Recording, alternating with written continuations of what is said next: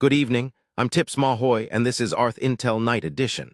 Coming up, U.S. launches heavy strikes on Iran after attempted attack on American troops. U.S. launches more airstrikes against Iran as pressure on regime steps up, may be near tipping point. U.S. begins massive new wave of attacks on Iran, CENTCOM says. That plus a check of the weather across the country. The U.S. military says it launched heavy strikes against Iran on Wednesday, retaliating for what it says were attempted Iranian ballistic missile attacks on American forces.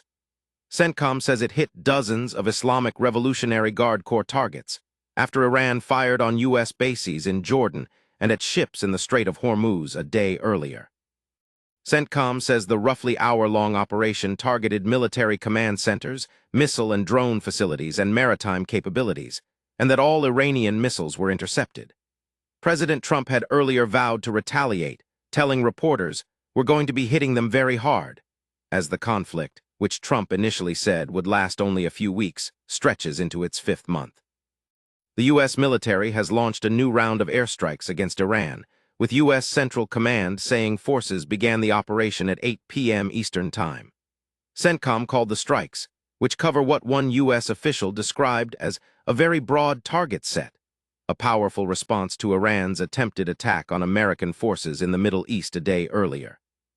Separately, the Treasury Department sanctioned 2 Iranian companies accused of running coercive maritime insurance schemes in the Strait of Hormuz, along with 8 companies allegedly operating a shadow fleet transporting Iranian oil.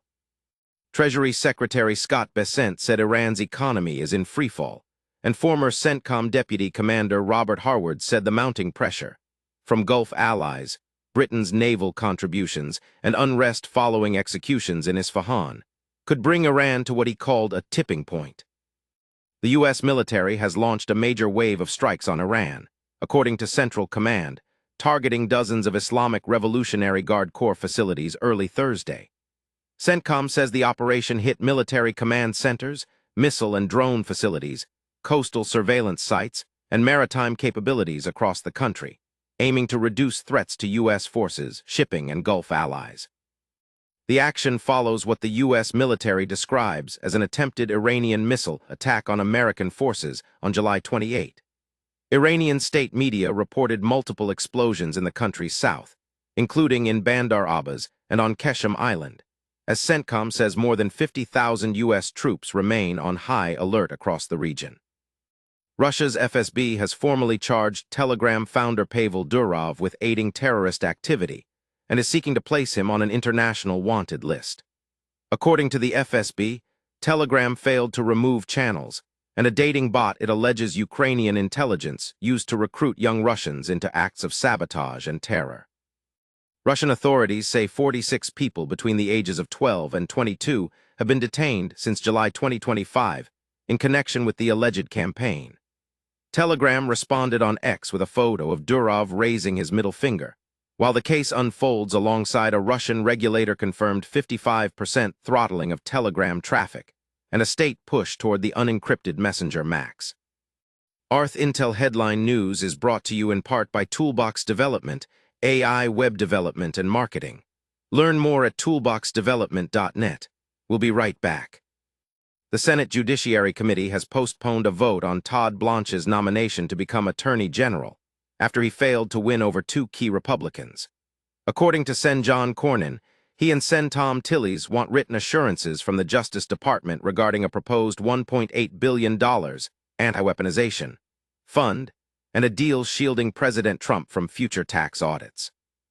Cornyn told reporters the DOJ has stonewalled negotiations, while a Judiciary Committee spokesperson said Chairman Chuck Grassley is working to secure enough support to advance Blanche, calling him highly qualified.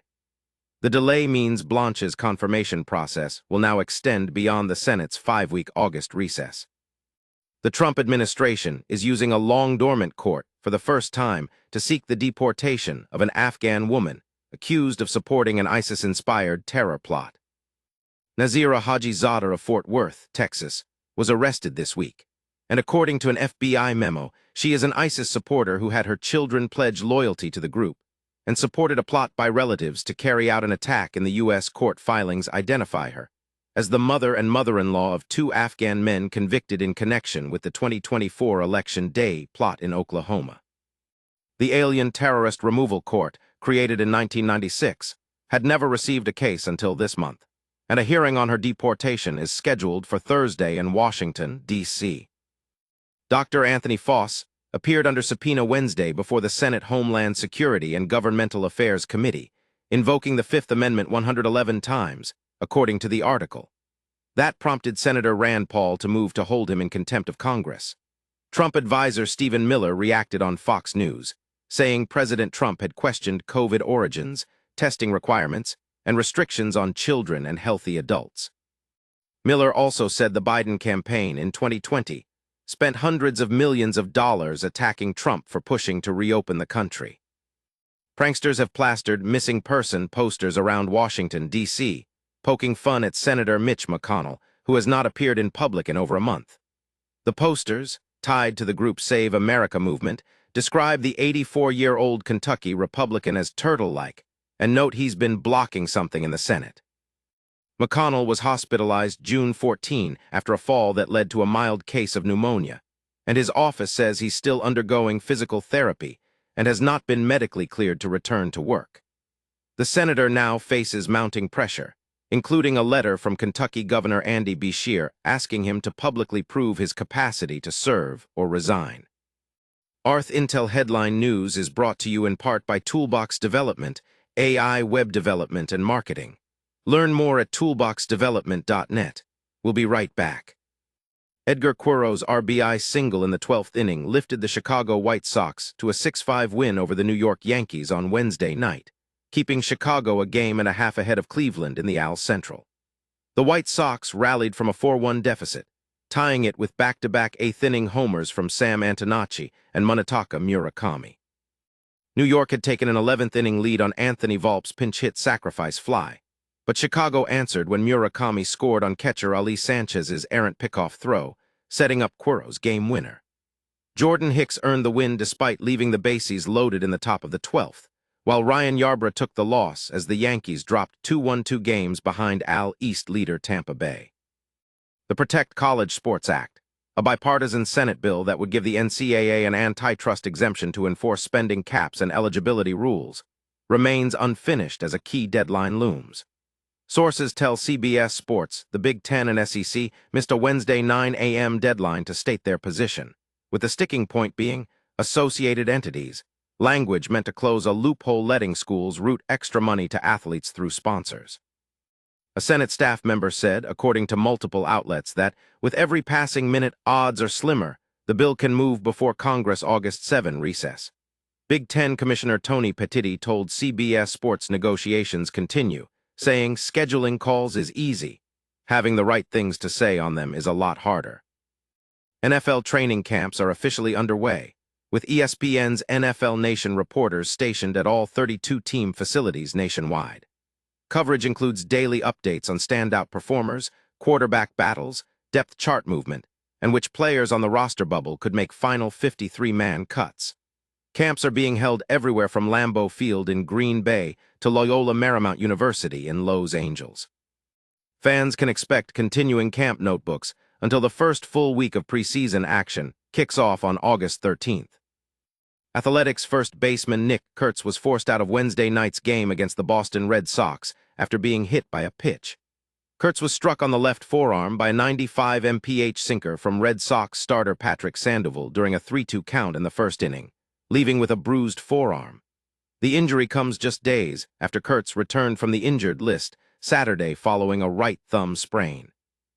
He's been a key contributor for Oakland this season, batting .260 with a team-leading 21 home runs and ranking third in the majors with 77 walks. ArthIntel Headline News is brought to you in part by Toolbox Development, AI web development and marketing. Learn more at toolboxdevelopment.net. We'll be right back. And finally, here's a look at temperatures across the country right now. It's hottest in Phoenix at 100 degrees, while Seattle is the coolest spot on the board tonight at 62. That's ArthIntel Night Edition for now, 12 stories coast to coast. I'm Tips Mahoy for ArthIntel, Signal over Noise. Get the complete picture at ArthIntel.com. Please like, subscribe, and activate notifications to support the channel.